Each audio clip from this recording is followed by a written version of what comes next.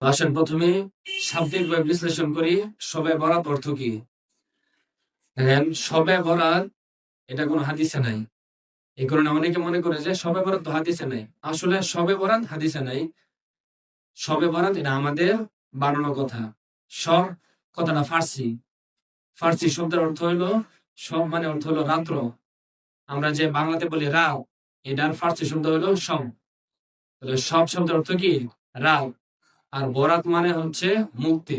বরাত শব্দটা আরবি। বরাত শব্দের অর্থ মুক্তি। তাহলে এই জায়গায় দুইটা শব্দ মিলা হয়েছে, ফার্সি এবং আরবি, এই দুই শব্দ মিলা হয়েছে শবে বরাত।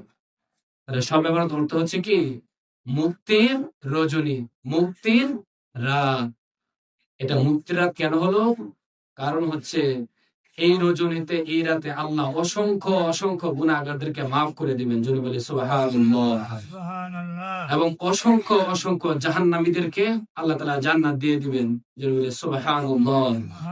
এই যে মুক্তি পাবে, গুনাহগাররা মুক্তি পাবে, জাহান্নামীরা মুক্তি পাবে, এই কারণে এই রাতটাকে বলা হয় মুক্তির রাত। তবে শবে বরাত হাদিসে নাই, কিন্তু অন্য ভাষায় আছে। হাদিসের ভাষা হলো লাইলাতুন নিসফি মিন শাবান। যারা বলে যে শবে বরাত নাই, হ্যাঁ ঠিক আছে, শবে বরাত হাদিসে নাই, কিন্তু হাদিস আছে লাইলাতুন নিসফি মিন শাবান, লাইলাতুন নিসফি মিন শাবান। তাহলে এই যে আমরা পাইলাম হাদিসের ভাষা।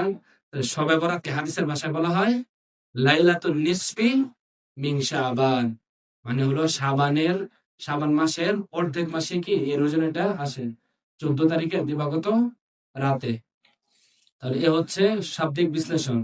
তাহলে শবে বরাত অর্থ কি? মুক্তির রাত, মুক্তির রজনী। এবার আসেন শবে বরাত সম্পর্কে ফজিলত শুনি হাদিস থেকে। عن معاذ بن جبل رضي الله تعالى عنه عن النبي صلى الله عليه وسلم قال يطلع الله إلى خلقه في ليلة النصف من شعبان فيغفر لجميع خلقه إلا لمشرك أو مشاهد। হাদিসটা এসেছে তারগিব ও তারহিব এর 1552 এবং 4215, সহিহ ইবনে হিব্বানের 5665 নম্বর হাদিস, এবং সুনান ইবনে মাজার 1390, মুসান্নাফ ইবনে আবু শাইবার 30479। তার মানে এতগুলো হাদিসের কিতাবে এই হাদিসটা আসছে শবে বরাত সম্পর্কে। তাহলে যারা বলে যে, অনেকে বলে শবে বরাত এটা এত আমলের কিছু নাই, তাহলে হাদিস দ্বারা প্রমাণ হয় শবে বরাত আসলে আমলের একটা রজনী। হ্যাঁ, নফল ইবাদত, কিন্তু খুবই গুরুত্বপূর্ণ ইবাদত। এই জন্য যারা আমল করেন না তাদেরকে আমরা বলবো না জোর করে যে আমল